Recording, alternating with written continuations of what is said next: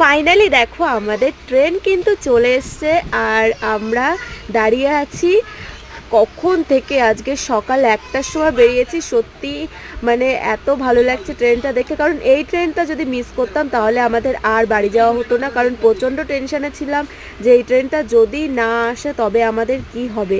তো ফাইনালি এরকম আগের বার যখন আমরা বাড়িতে যাচ্ছিলাম তখন কিন্তু এই প্রবলেমটাই আমাদের পড়তে হয়েছিল, তাই প্রচণ্ডই টেনশানে ছিলাম।